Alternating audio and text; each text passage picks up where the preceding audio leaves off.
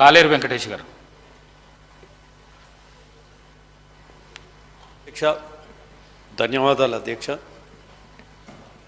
ఒక రిక్వెస్ట్ ఏంటంటే, మీరు మరియు శ్రీధర్ బాబు గారికి, మంత్రివర్యులు, ఆ స్నేహితుడికి రిక్వెస్ట్ ఏం చేస్తున్నానంటే, స్వాతంత్రం వచ్చిన తర్వాత ఇప్పటి వరకు కూడా ఎమ్మెల్యేలకు ఏదైతే ప్రాధాన్యత ఇస్తున్నారో అది ఏ ప్రభుత్వం ఉన్నా కూడా ఎమ్మెల్యేలకు ఆ ప్రాధాన్యత కంటిన్యూ అవుతుంది.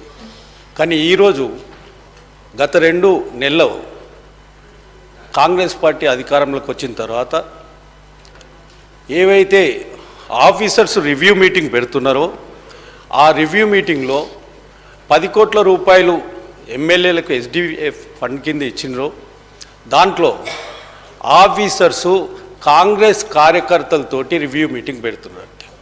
ఎమ్మెల్యేలను పిలవడం లేదు. చట్టపరంగా మీరు ఓట్లేస్తేనే గెలవలేదు, మాకు కూడా ప్రజలు ఓట్లేస్తేనే గెలిచినాం అధ్యక్ష. మమ్మల్ని పిలవకుండా రివ్యూలు చేసి స్పెషల్ డెవలప్మెంట్ ఫండ్ కాంగ్రెస్ కార్యకర్తలు చెప్తే వస్తున్నది అధ్యక్ష. నా దగ్గర కాంగ్రెస్ అభ్యర్థికి డిపాజిట్ కూడా రాలేదు అధ్యక్ష.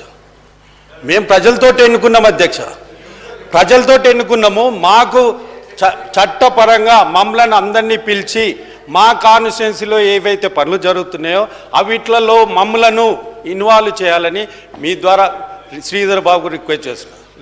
ఇది రిక్వెస్ట్ అధ్యక్ష. రెండోది ప్రశ్న అధ్యక్ష.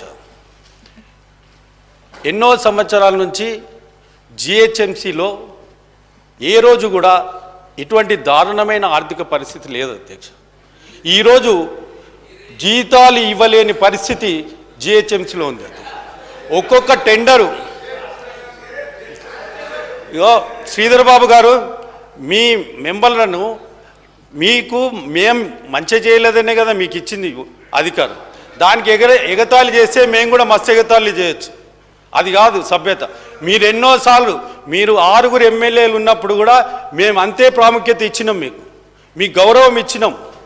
కానీ ఈ విధంగా రన్నింగ్ కామెంట్ చేసి మాట్లాడే వాళ్ళను అడ్డుకునే పరిస్థితి ఉండొద్దు కూడా. అది మీ విచక్షణకే వదిలేస్తున్నాం.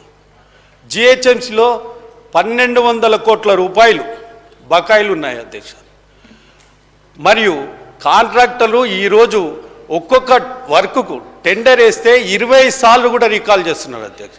20 సార్లు రికాల్ చేసినా కూడా కాంట్రాక్టర్లు పార్టిసిపేట్ కావడం లేదు. అటువంటి పరిస్థితి ఉన్నప్పుడు ఇప్పుడు మనం కొత్తగా బడ్జెట్ పెట్టుకున్నాము. భట్టి గారు కూడా చెప్దామనుకున్నా లేరు. మంత్రి గారికి, ముఖ్యమంత్రి గారు అదే శాఖలో ఉన్నారు.